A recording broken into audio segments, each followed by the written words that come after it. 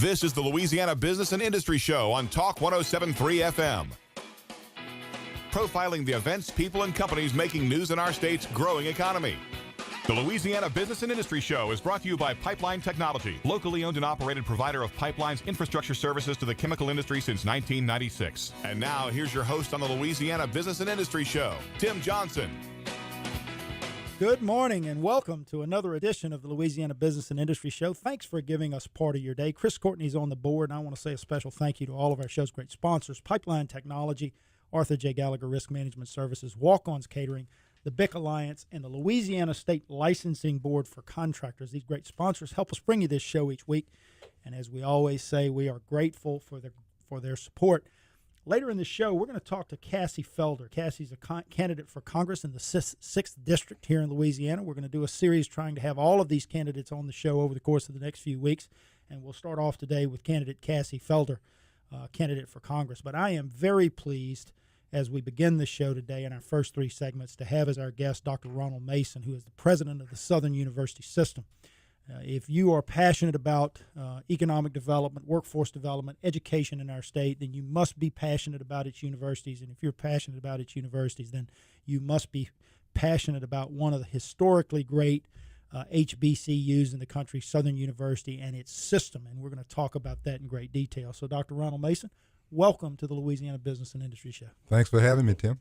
Glad you're here. Let's jump into it. We always like to start with human interest, right? Give us a background. Tell us a little bit more about Ronald Mason, who you are, your education, your family, sort of where you grew up, where you came from, and the path that led you to eventually become the president of the SU system. Well, I guess I'm a living example of the notion that it's better to be lucky than good. Oh, well, I think a lot of us in this room probably subscribe to that. So I'm from New Orleans originally. Grew up about a block off of Canal and Claiborne, if you know the city. I do. Went to Jesuit High School in the early days, which was a special experience. First time I caught an airplane. I left to go to New York, to go to Columbia. Ended up going to law school there as well. Left there to work with a company in Lafayette, Louisiana called Southern Cooperative Development Fund. We organized poor people's cooperatives across the South. I did that about 5 years. Met my second wife there in Lafayette. I have 3 children. My daughter's here in Baton Rouge, son in New Orleans, and a third son in Jackson, Mississippi. Left the job in Lafayette and went and became the first in-house attorney for Tulane University. Which you and I just talked about. My daughter just recently graduated. Right? Yes. And, people kept dying and leaving, and I was there 18 years, and by the time I left, I was senior vice president and general counsel. I ran the whole business side, and I was the chief legal officer. Then I started something called the National Center for the Urban Community, where we worked with poor people in public housing. Went from there to Jackson State University, president for 10 years. And then came full circle and came back to Louisiana, and I've been here another 4 years since becoming the president of Southern. And I think that, as you and I talked about before the show started today, there's so much to get into relative to Southern, but it truly is one of the real gems of the HBCUs, the historically black colleges and universities out there. And you said something to me that's interesting, that it is the only system that is HBCU system that's out there. Talk a little bit about that, and then we're going to get into the current state of Southern University and what it looks like. Sure. There are about 100 historically black colleges and universities, as you know, and they were founded right after slavery ended to train preachers and teachers. Southern started out with about 20 students in New Orleans. Grew at one point in time to be the largest historically black university in the country. Today, in my opinion, there are really only 2 special HBCUs in the country. One is Howard University because it's the federal HBCU and is subsidized by the federal government. And then the other one is Southern because Southern is unique in the world. It's the only HBCU system that can offer programs from training programs all the way up to the PhD. And we have our own community college. We have a 4-year school in New Orleans. We have our flagship in Baton Rouge, and we have an ag center, and we have a law school. And when you put that all together, and I know we're going to talk about the workforce, but from a workforce point of view, it does give you the ability to do things as a system that you wouldn't be able to do as an individual institution. And I think that makes it special and offers a lot of potential for Southern's future. When you think about it, you think about the law school, you think about the ag center, you think about all the pieces that come together to make it a special system, and it is just that. I want to get into athletics. I want to talk about a whole lot of stuff as we go through the course of the show, but give us an overview of the system today. You mentioned some of the institutions that are part of the system: enrollment, faculty, budget. Give us a big picture overview of what the Southern University system looks like as we sit here today. Sure. We're about 13,000 students overall. The largest campus is the Baton Rouge campus, which is around 6,500 students now. The law school was voted one of the most popular law schools in the country, as you know. The flagship campus has outstanding programs in nursing, which was the nursing school of the year for 3 or 4 years now. The engineering school, computer science. I mean, it's a fully comprehensive campus. New Orleans is an undergraduate workhorse that is getting better and better, and we're rebuilding the whole infrastructure down there since Katrina. And then our community college is actually one of the best community colleges in the country. High graduation rate, high transfer rate to four-year schools, and it's been recognized as such. And of course, our agricultural center does work with underserved people all over the state of Louisiana.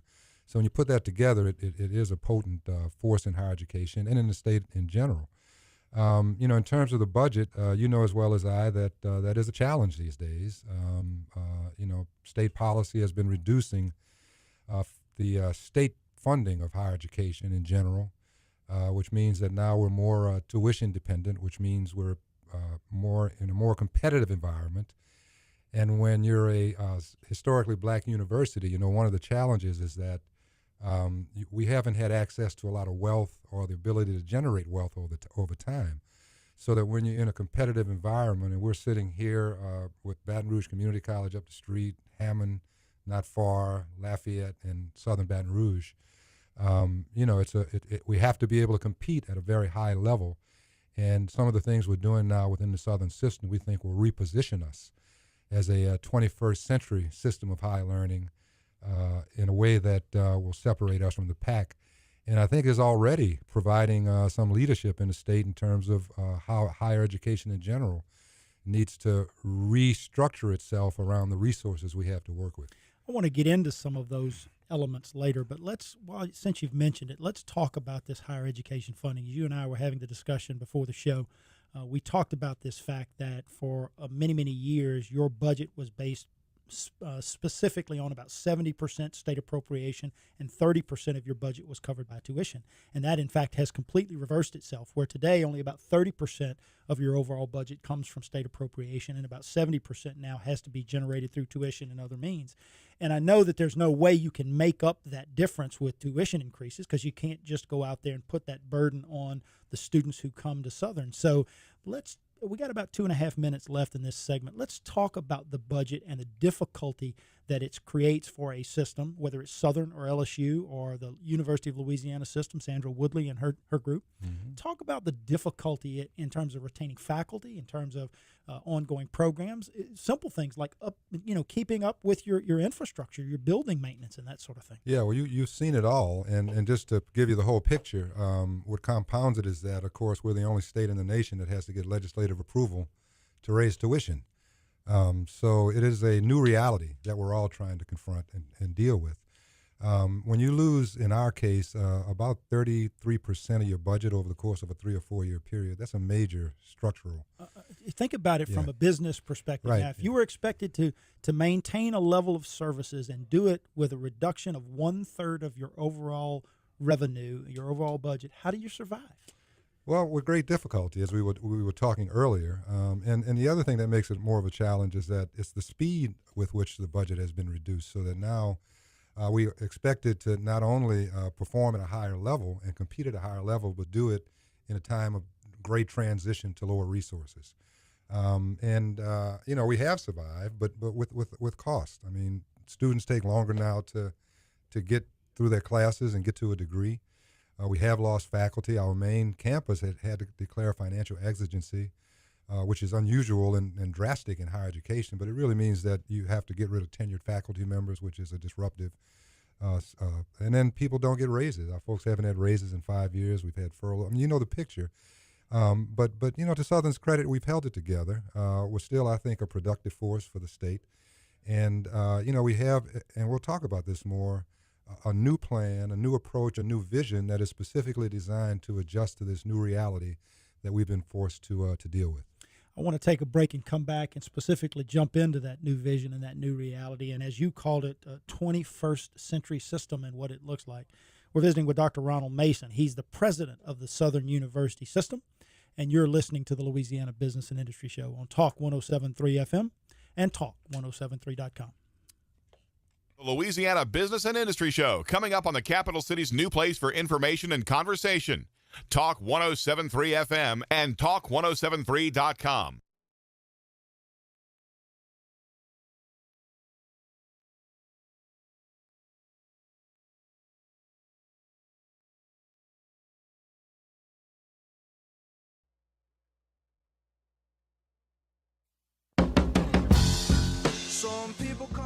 And now, more business news and conversation.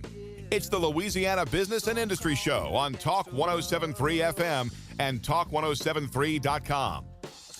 Welcome back to the Louisiana Business and Industry Show. I want to say a special thank you to one of our show's great sponsors, Arthur J. Gallagher Risk Management Services. For all your risk management and insurance needs, call Ben Lemon. He's the area president in the Baton Rouge office. You can reach Ben at 225-292-3515. That's 225-292-3515. Or you can find him on the web at www.ajg.com.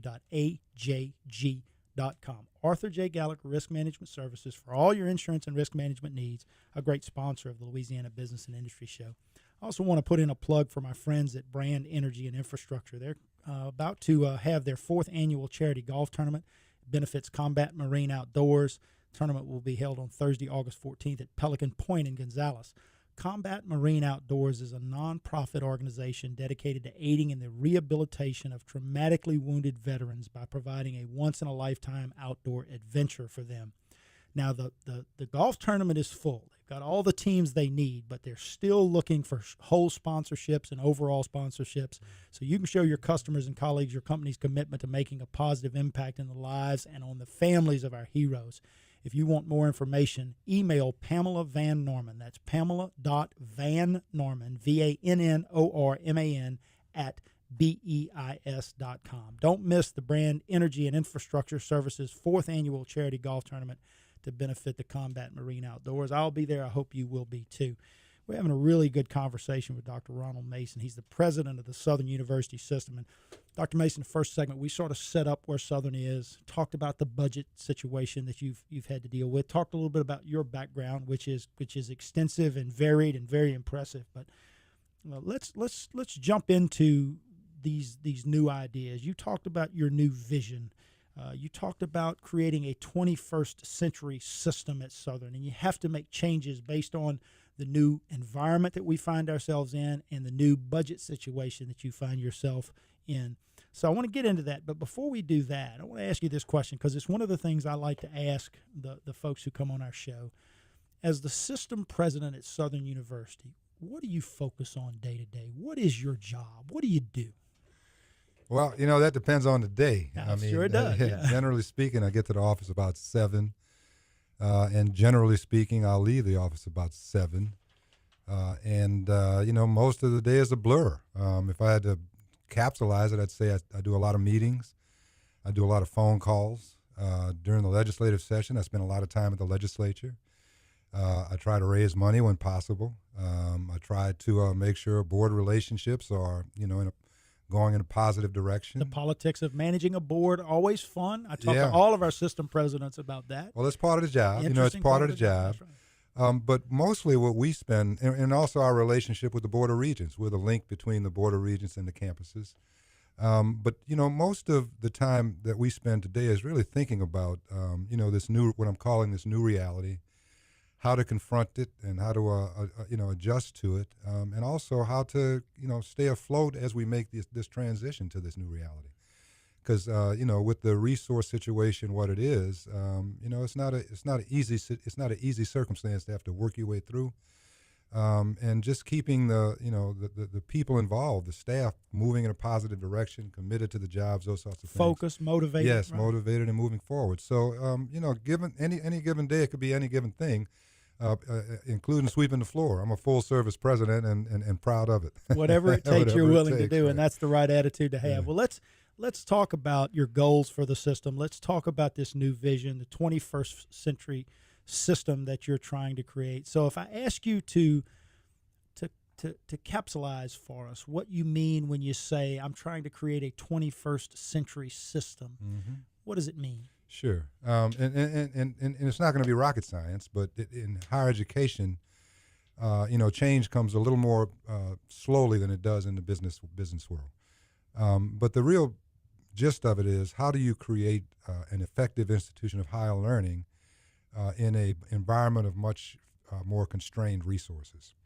And our board passed something called the Reform and Renewal Agenda, which had several components. The first one was to eliminate operating inefficiencies. So, for example, we had a human resources office on each of the campuses, an IT office on each of the campuses, an accounting and financial on each campus, right? So we condensed those into one. That is, we have one finance office now, one IT office, one human resource office. We were able to not only save about $1 million in the process of eliminating the duplication, but also restructure the entire operation so that we can now have better paid people and with higher skills doing the work that we need, even though it's a smaller workforce. So that was the first key for us to get the operating back office work under control and fully functioning.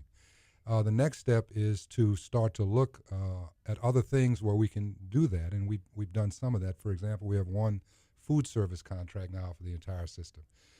We're putting together one enrollment management center for the entire system, so that if a student applies to Southern, they come into one portal, and then we sort them out according to what school they should be going to, as opposed to 5 different units. And those things are starting to work. Now, the big things we have on the revenue side, though, are the really exciting stuff. We started our online college.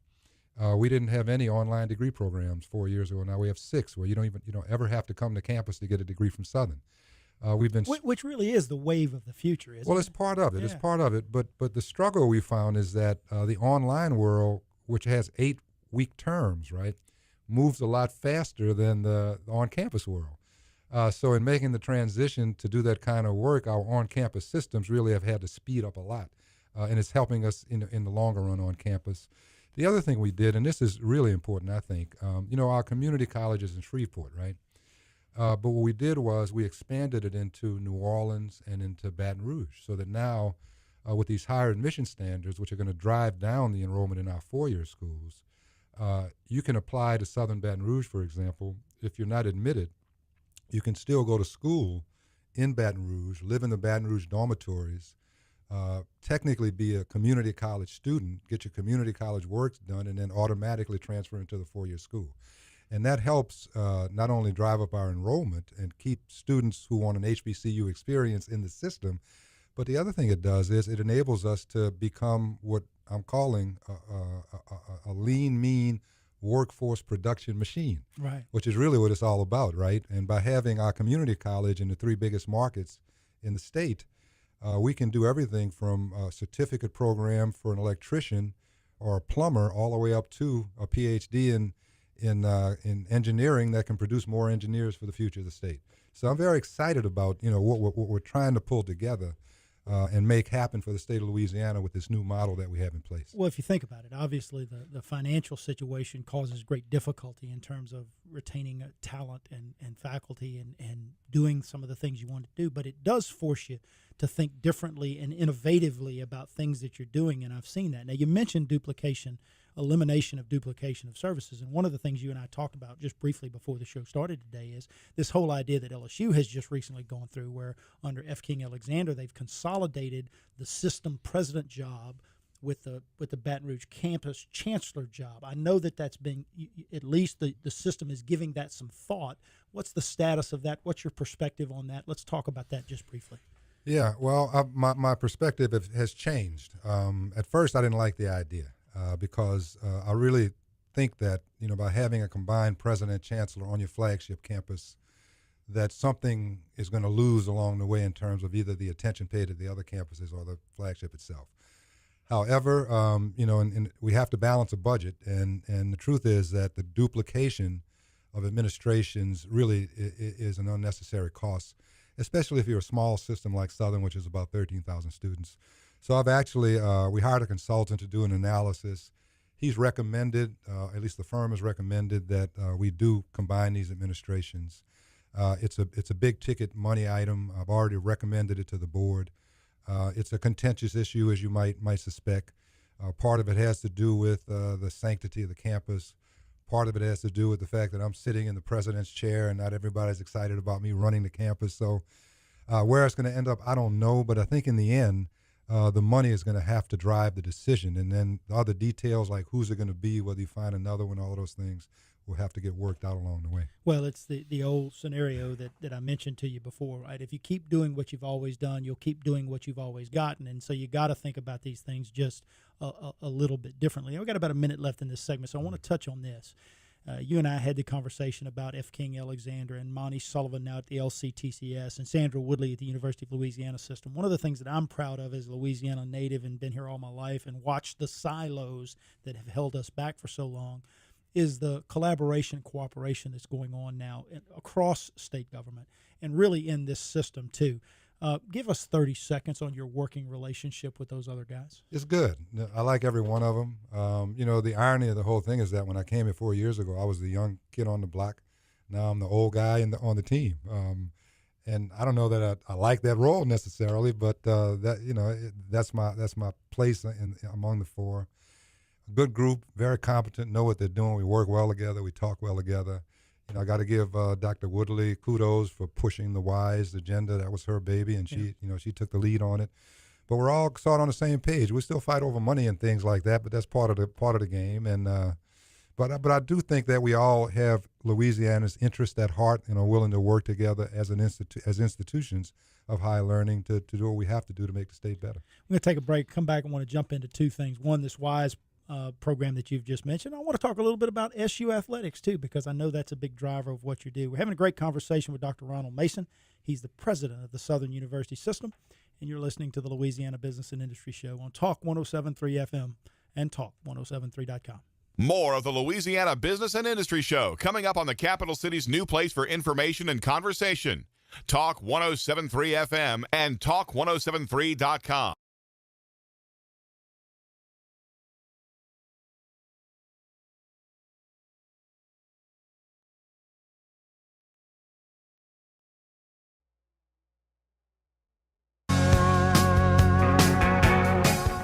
And now, more business news and conversation. It's the Louisiana Business and Industry Show on Talk 107.3 FM and Talk1073.com. Welcome back to the Louisiana Business and Industry Show. Special thank you to two of our show's great sponsors, Walk-On's Catering. For all your catering needs, projects, turnarounds, company events, crawfish boils, they'll do on-site delivery. They do complete event management. Brandon Landry and Fritz Carville have taken that great atmosphere and great food of Walk-On's, and they've created a catering business that can handle any event of any size. They'll do casual. They can do upscale. You can find them on the web at www.walkonscatering.com. Walk-On's Catering is a great sponsor of the Louisiana Business and Industry Show. I also want to say a special thank you to the BIC Alliance, connecting business with industry. Since 1984, BIC Alliance and its divisions, IVS Investment Banking, BIC Recruiting, BIC Media Solutions, and BIC Magazine have earned a reputation as a primary communication link connecting buyers and suppliers in business and industry with each other. You can find them on the web at www.bicalliance.com. The BIC Alliance is a great sponsor of the Louisiana Business and Industry Show. Dr. Ronald Mason, president of the Southern University System, is our guest, and I would be remiss if I didn't ask you about the Jaguar Nation, right? I have had the great pleasure of attending Southern University football games. I love the human jukebox. Been to Southern basketball games.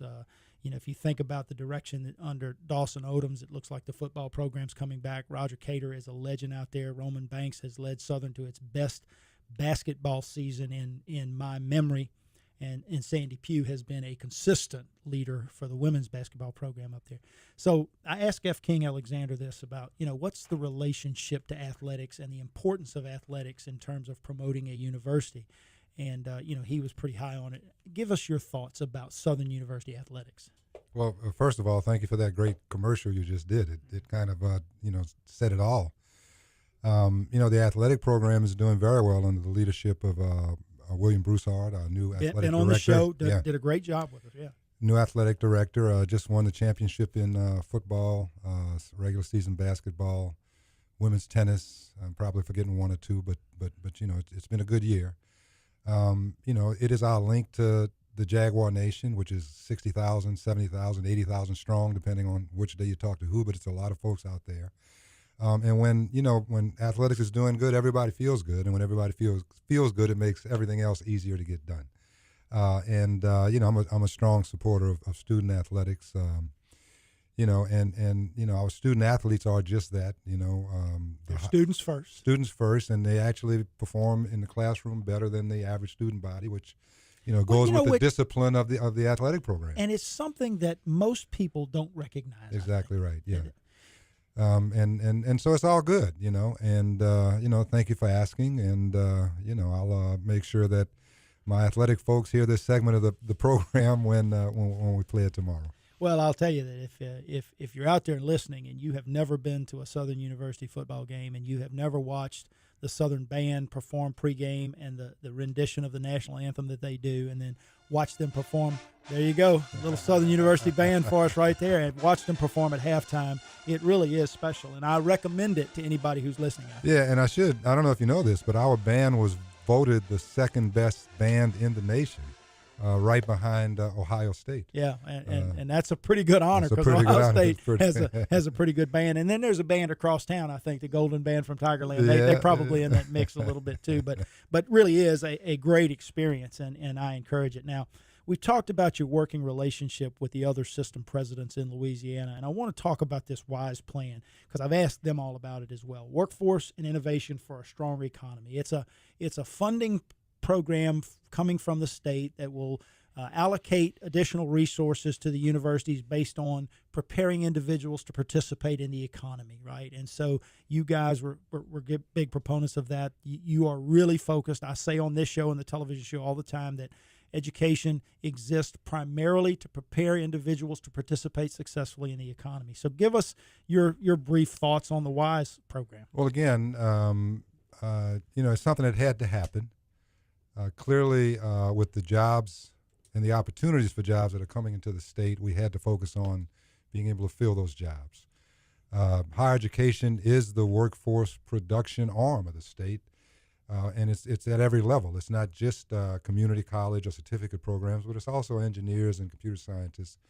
So the workforce, the WISE initiative was really something that we did in collaboration with the Department of Economic Development and the Workforce Commission. And it's focused on what they call these high-need jobs, 4- and 5-star jobs, and the gaps in those jobs. And every year we are going to predict where those needs are and use this funding from the state in order to be able to satisfy those needs. Now, it's only $40 million, so we're not going to be able to produce every job that everybody needs, but it's a good start, I think, in the sense that it lays the groundwork for a system of collaboration between the business industry, the work and the workforce producers, which is higher education in the state, in a way that can grow over time. Well, and let's talk about preparing individuals for the companies that exist in these high demand jobs, these 4- and 5-star jobs that you've talked about. And that brings to mind this whole relationship of an educational institution like Southern University and the Southern University system and the business community in Louisiana. Now, you said something to me before the show started that I thought was interesting, and that is when you think about HBCUs in general and the role that they have historically played, what you often see, or what you don't find, I guess, are these huge endowments like a University of Texas or like a Tulane or like a University of Michigan or Ohio State. And so, the resources that you have to do the things that you need to do come from your state appropriations generally and from your tuition. But you and I both know that it is critically important for the business community in Louisiana, the business community in the greater Baton Rouge area, to support what you do because you play a critical role. So let's talk about that relationship. Let's talk about, getting more involved with the business community, having them more involved with you, and the critical role that they could play to help you. Yeah, that's good because, during the conversations with WISE, and I said this to the legislature, and I'm going to say it here, one of the challenges with WISE is that it's a competitive fund. And those institutions that have the resources to invest in the programs to produce these jobs, advantage. They have an advantage, and they're going to pull away from the pack over the term of years. And, you really don't want this to become a 2 or 3 horse race because we need all the horses in the race in order to produce the jobs, right? This relationship with the business community is absolutely critical. I told you we're retooling Southern to be able to take advantage of those relationships. WISE requires that we go out and find a 20% match for the state funds. One of the reasons I'm on this show right now is to make sure that the folks that you have relationships with hear the fact that we are retooling in a way that allows us to better be able to serve what they need us to do. It's going to have to take a team effort, private industry, public funds, higher education, economic development, all pulling in the same place and in the same direction if we're going to go where we want this state to go. And I think WISE sets the stage for that to happen. Well, if you love Louisiana and you're committed to economic growth in Louisiana, you know that Southern has and will play a critical role in that economic growth and that worker preparation role going forward. So if I'm a business person out there, Dr. Mason, I'm listening, and I want to get more involved, 30 seconds, what do I do? Ronald _Mason at sus.edu would be a good start. That's my email address. And I'll give you one example of a partnership we just developed with Genesis Energy. Right. Genesis is going to be working with us to do things like reshape our curriculum in the areas that they need, give us internships, scholarship money, and money to help fund our laboratories, right? And that's a match for the WISE Fund. So, if you want to get involved with us, that would be the model. We can send you the cooperative agreement that we sign with them and come and sign with us, and we're ready to go. Well, hopefully people will be out there listening and they'll get in touch. And we're going to have you back on the show sometime soon to talk about this more because we want to keep that message out there. Southern has and will play a critical role going forward. Dr. Ronald Mason, thanks for your time today. Thank you for having me. We're going to take a break, guys. We come back. We're going to visit with Cassie Felder.